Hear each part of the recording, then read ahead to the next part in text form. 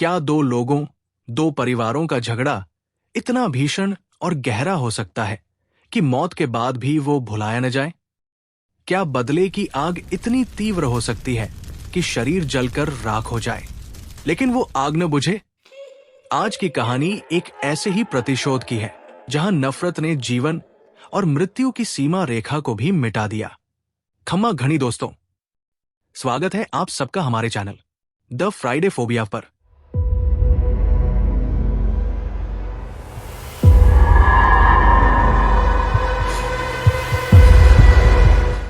आज जो किस्सा मैं आपको सुनाने जा रहा हूं वो हमारे बुजुर्गों द्वारा सुनाई गई एक सत्य घटना पर आधारित है।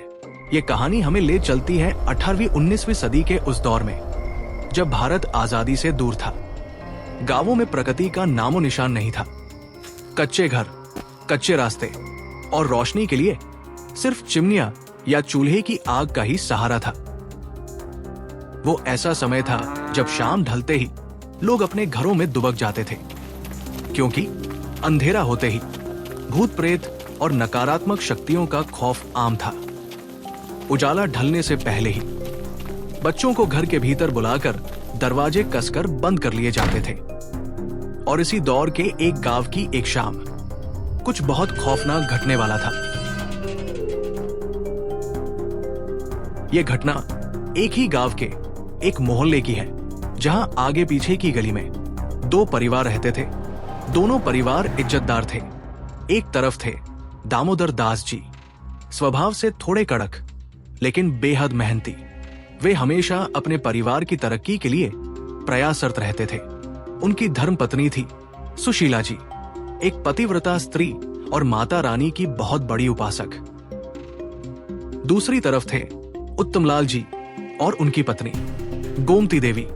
यूं तो उत्तमलाल जी भी मेहनती थे, लेकिन कहते हैं ना, इंसान को अपनी खुशियां कम और दूसरों की ज्यादा दिखती है। ऐसा ही कुछ गोमती देवी के साथ था। दामोदर जी की तरक्की देखकर उनके मन में ऐसी ईर्ष्या घर कर गई कि वो वक्त के साथ जहर बनती चली गई। इस ईर्ष्या के चलते उत्तमलाल जी के घर में हमेशा तनाव रहता। दामोदर जी और सुशीला जी इसे महसूस तो करते पर नजरअंदाज कर देते, लेकिन वो नहीं जानते थे कि ये ईर्ष्या जल्द ही एक खौफनाक रूप लेने वाली थी। एक शाम दामोदर जी खेत से थककर घर लौटे। आते ही उन्होंने जोर से अपनी पत्नी को आवाज दी, अरे सुने है काई, चाय बना ले, आज थकान घनी है। लेकिन कोई जवाब नहीं आया। सुशीला घर पर नहीं थी। उन्होंने सोचा शायद किसी काम से आस पड़ोस में गई होंगी। दामोदर जी ने खुद ही चाय बनाने का फैसला किया।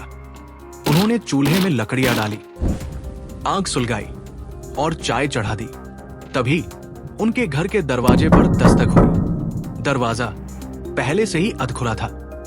दामोदर जी ने मुड़कर देखा तो चौखट पर उन्हें एक औरत की परछाई दिखाई दी। गौर से देखने पर पता चला कि वो पड़ोस की चाची यानी उत्तमलाल जी की पत्नी गोमती देवी खड़ी थी। अरे गोमती, आप इस बखत क्या हुआ? गोमती देवी की तरफ से कोई जवाब नहीं आया। वो बस एक टक उन्हें देखे जा रही थी। अपने कड़क स्वभाव के कारण दामोदर जी को गुस्सा आ गया। अरे बोलती क्यों नहीं है? क्यों आई है? मुंह खोलकर बोल। मैं आपने लेवन आई हूं। आपने मेरे साथ चलना पड़ेगा इसी बखत। गोमती देवी की आवाज आई, लेकिन वो आवाज सामान्य नहीं थी। उसमें एक अजीब सी जिद और ठंडक थी। दामोदर जी को ये अजीब तो लगा, पर उन्होंने नजरअंदाज कर दिया। देख गोमती, अभी मेरी पत्नी सुशीला घर पर नहीं है। मैं घर खुला छोड़कर नहीं आ सकता और मैंने चाय भी चढ़ा रखी है। वो बन जाए तो मैं आता हूँ। नहीं, आपको अभी मेरे साथ चलना होगा। देर हो रही है। तुझे समझ नहीं आता? बोला ना, सुशीला आएगी तब आ जाऊंगा। अब यहाँ खड़ी मत रहे और चली जा यहाँ से। दामोदर जी की डांट सुनकर गोमती जी वहां से चली गई। दामोदर जी ने अपनी चाय पी और इंतजार करने लगे रात गहरी हो चुकी थी और सुशीला भी अपने घर आ चुकी थी। कहाँ चली गई थी तू घर खुला छोड़कर? खैर, अब तू आ गई है तो मैं जरा बाहर जाकर आता हूँ। वो गोमती बुलाने आई थी, उसे भी कुछ काम है। रुकिए, कहाँ जा रहे हैं आप? आपने क्या कहा? गोमती बुलाने आई थी? कब? हाँ भाई, गोमती अभी थोड़ी देर पहले ही आई थी। मैं जाकर आता हूँ। सुशीला जी ने दौड़कर उनका हाथ पकड़ लिया और उन्हें घर के अंदर खींच लिया। उनकी आंखों में दहशत थी। जाना मत घर से बाहर अभी। गोमती, गोमती कैसे बुलाने आ सकती है? वो तो आज दोपहर को ही मर चुकी है। ये सुनते ही दामोदर जी के पैरों तले से जमीन खिसक गई। उनका पूरा शरीर ठंडा पड़ गया। सुशीला जी ने बताया कि वो वहीं से आ रही है और गोमती का अंतिम संस्कार किया जा रहा है। अच्छा हुआ आप घर से बाहर नहीं गए और अपनी देहरी नहीं लांघी, वरना आज वो आपको अपने साथ ही लेकर जाती। वो रात दोनों ने दहशत में गुजारी। अगली सुबह उन्होंने फैसला किया कि वो गांव के बड़े मंदिर जाकर पंडित जी से मिलेंगे। उन्होंने पंडित जी को रात का पूरा वृत्तांत सुनाया। बेटा, तुम्हारी पत्नी बिल्कुल सही कह रही है। अगर तुम कल रात उस डायन के बुलाने पर घर की देहरी पार कर जाते तो शायद आज जीवित नहीं बचते। इसके बाद पंडित जी ने कुछ पूजा पाठ और उपाय किए जिससे स्थिति सामान्य हुई। लेकिन दामोदर जी अभी भी एक सवाल को लेकर बहुत ज्यादा परेशान थे कि अगर मुझे मारना ही उसका मकसद था तो वो घर में भी आ सकती थी, तो उसने ऐसा क्यों नहीं किया? और उन्होंने यही सवाल पंडित जी से किया।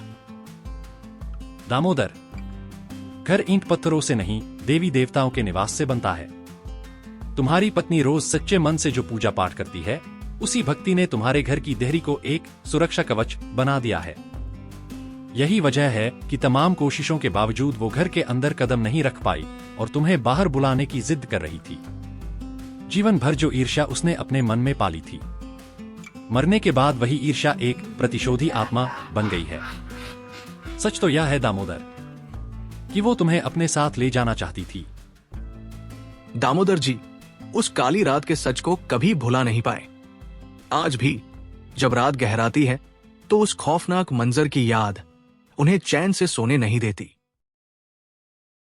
दोस्तों, दामोदर जी के साथ जो हुआ वो महज एक शुरुआत थी। गांवों के सन्नाटों और शहरों के शोर में आज भी ऐसे हजारों राज दफन हैं जो वक्त आने पर अपनी कहानी खुद सुनाते हैं, और वो सारी अनसुनी कहानियां हम लाएंगे आप तक हर हफ्ते। अगर आज की कहानी आपको पसंद आई हो तो वीडियो को लाइक जरूर करें। अगर आपके पास भी कोई ऐसा अनुभव या किस्सा है जिसे आप हमारे साथ शेयर करना चाहते हैं तो हमें Instagram @TheFridayphobia पर जरूर भेजें। शायद अगली कहानी आपकी हो। ऐसे ही और रहस्यों से जुड़े रहने के लिए चैनल को सब्सक्राइब करना न भूलें। हम फिर लौटेंगे एक नए रहस्य के साथ। तब तक के लिए अपना और अपने परिवार का ख्याल रखें। जय श्री कृष्णा।